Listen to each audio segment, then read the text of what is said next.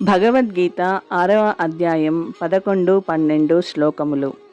శ్లోకం: శుచౌ దేశే ప్రతిష్టాప్య స్థిరమానసమాత్మనః నాత్యుచ్ఛ్రితం నాతి నీచం శైలాజిన కుశోత్తరం తత్రైకాగ్రం మనః కృత్వా యత చిత్తేంద్రియ క్రియః ఉపవిశ్యాసనే యుగ్నాత్ యోగమాత్మ విశుద్ధయే.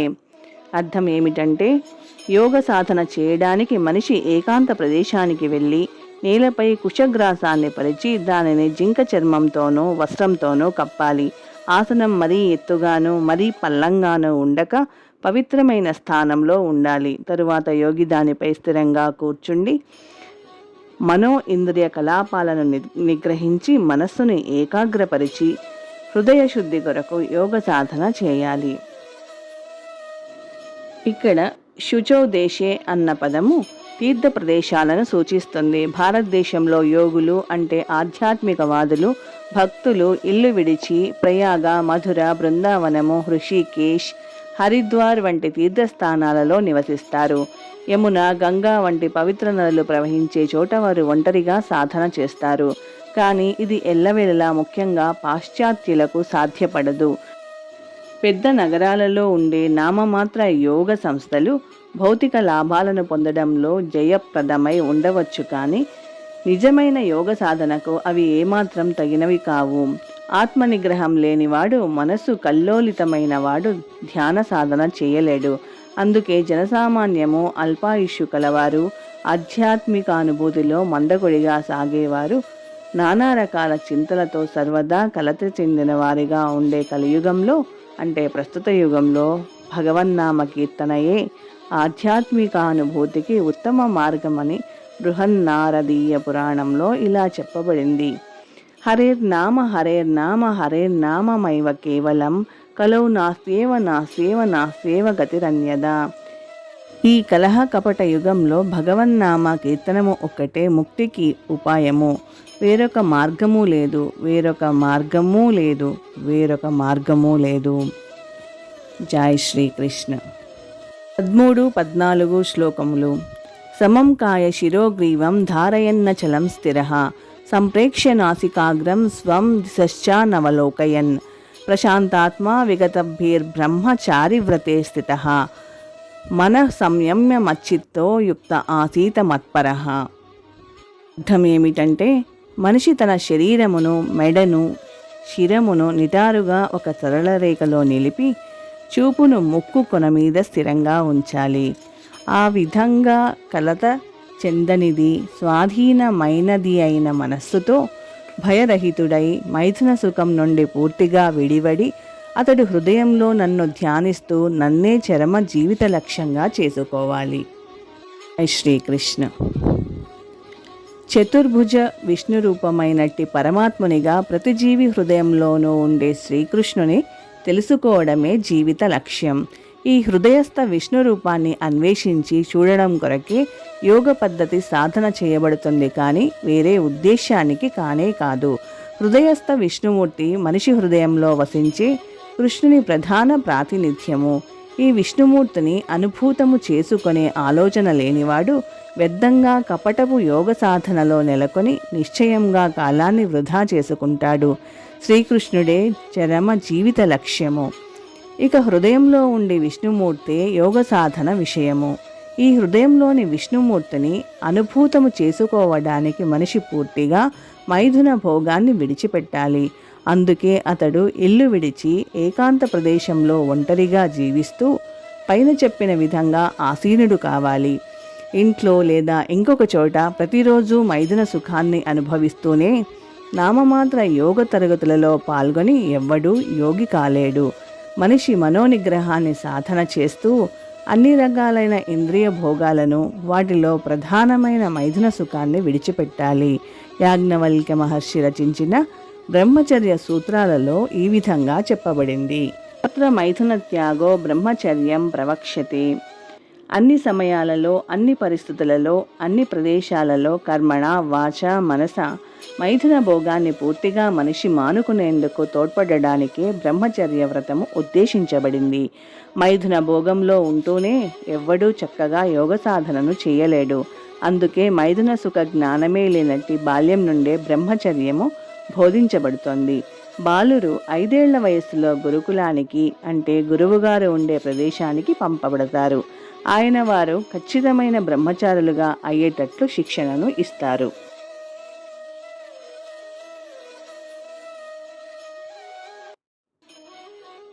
అటువంటి సాధన లేనిదే ఎవ్వడూ ఏ యోగంలోనూ అంటే ధ్యానము, జ్ఞానము లేదా భక్తి దేనిలోనూ పురోగమించలేడు.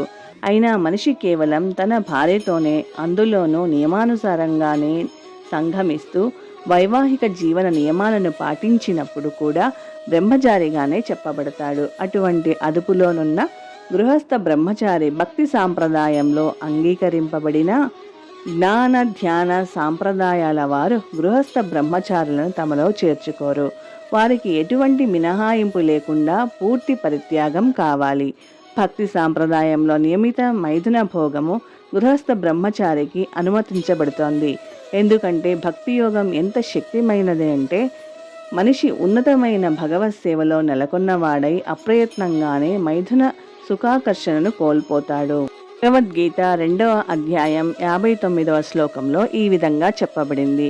విషయ వినివర్తంతే నిరాహారస్య దేహినః రసవర్జ్యం రసోప్యస్య పరం దృష్ట్వా నివర్తతే. ఇతరులు తమను బలవంతంగా ఇంద్రియ భోగం నుండి నియంత్రించుకోవలసి రాగా భగవద్భక్తుడు మాత్రం ఉన్నతమైన రసాస్వాదన కారణంగా అప్రయత్నంగానే దానిని మానివేస్తాడు. భక్తునికి తప్ప వేరెవ్వరికీ ఆ ఉన్నత రసము గురించిన సమాచారం తెలియదు.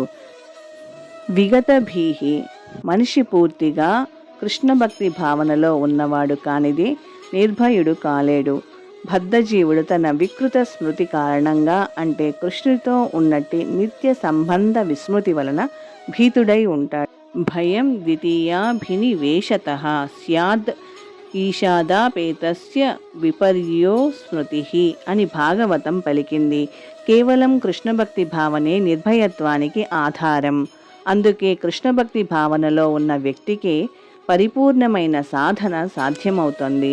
యోగ సాధన చరమ లక్ష్యం తనలో భగవంతుని దర్శించడం కనుక కృష్ణభక్తి భావనలో ఉన్న వ్యక్తి అదివరకే యోగులందరిలో ఉత్తముడు అయి ఉంటాడు. ఇక్కడ చెప్పబడిన యోగ పద్ధతి నియమాలు పేరు మోసిన నామమాత్ర యోగ సంఘాలలోని నియమాలకు భిన్నంగా ఉంటాయి. జై శ్రీకృష్ణ. 15వ శ్లోకం. యుంజన్నేవం సదాత్మానం యోగి నియత మానసః శాంతిం నిర్వాణ పరమాం మత్సంస్థామధిగచ్చతి.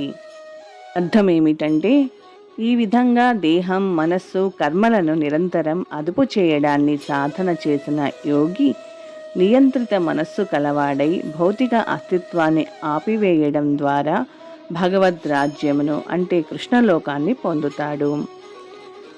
యోగ సాధన చరమ లక్ష్యం ఇప్పుడు స్పష్టంగా వివరించబడింది. ఏ రకమైన భౌతిక సౌకర్యాన్ని పొందడానికి యోగ సాధన ఉద్దేశింపబడలేదు. ఇది సమస్త భౌతిక అస్తిత్వాన్ని ఆపుచేయడానికి తోడ్పడాలి.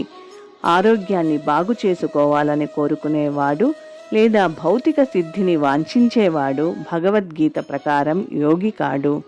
అలాగే భౌతిక అస్తిత్వ ఆపుదల జీవుడిని శూన్యంలోనికి ప్రవేశింపజేయదు. శూన్యమనేది కేవలం మిథ్య. భగవంతుని సృష్టిలో ఎక్కడ శూన్యమనేదే లేదు.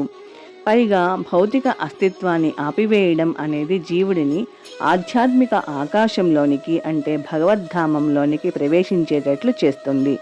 సూర్యుడు, చంద్రుడు లేదా విద్యుత్తు అవసరం లేనట్టి ప్రదేశంగా కూడా భగవద్ధామము భగవద్గీతలో స్పష్టంగా వివరించబడింది. ఆధ్యాత్మిక రాజ్యంలోని అన్ని లోకాలు భౌతిక ఆకాశంలోని సూర్యునిలాగా స్వయం ప్రకాశమానాలు. భగవద్ రాజ్యం సర్వత్రా ఉన్నది, కానీ ఆధ్యాత్మిక ఆకాశం, దానిలోని లోకాలు పరంధామమని పిలువబడతాయి. జై శ్రీకృష్ణ. శ్రీకృష్ణ భగవానుని అవగాహనలో పరిపూర్ణుడైనట్టి పూర్ణయోగి స్వయంగా భగవంతుని చేతనే ఇక్కడ స్పష్టంగా చెప్పబడినట్లు మచ్చిత్తః మత్పరమః మత్స్థానం నిజమైన శాంతిని పొంది చివరకు పరంధామానికి అంటే గోలోక బృందావనంగా తెలియబడే కృష్ణలోకానికి చేరుకుంటాడు. గోలోక ఏవ నివసత్యఖిలాత్మభూతః అని బ్రహ్మ సంహితలో స్పష్టంగా తెలుపబడింది. అంటే భగవంతుడు గోలోకమని పిలువబడే తన ధామంలో సర్వదా ఉన్నప్పటికీ తన ఉన్నత ఆధ్యాత్మిక శక్తుల ద్వారా సర్వవ్యాపక బ్రహ్మముగా హృదయస్థ పరమాత్మునిగా ఉంటాడు. శ్రీకృష్ణుని అతని ప్రధాన విస్తారమైన విష్ణువు యొక్క సరైన అవగాహన లేకుండా ఎవ్వడు ఆధ్యాత్మిక ఆకాశానికి అంటే వైకుంఠానికి గాని భగవంతుని నిత్యలోకంలోనికి అంటే గోలోక బృందావనమునకు గాని చేరుకోడు. అందుకే కృష్ణ భక్తి భావనలో పనిచేసే వ్యక్తి పరిపూర్ణుడైన యోగి. ఎందుకంటే అతని మనస్సు సర్వదా కృష్ణ కర్మలలో లగ్నమై ఉంటుంది. భగవంతుడిని అంటే శ్రీకృష్ణుని అవగాహన చేసుకోవడం ద్వారానే మనిషి జన్మ మృత్యు మార్గాన్ని దాటగలుగుతాడు అని మనకు తెలుస్తుంది. ఇంకొక రకంగా చెప్పాలంటే యోగి పరిపూర్ణత అంటే భౌతిక అస్తిత్వం నుండి ముక్తిని పొందడమే తప్ప అమాయకులను మోసపుచ్చే ఏదో ఇంద్రజాలం కానీ వ్యాయామ ప్రదర్శన కానీ కాదు. జై శ్రీకృష్ణ.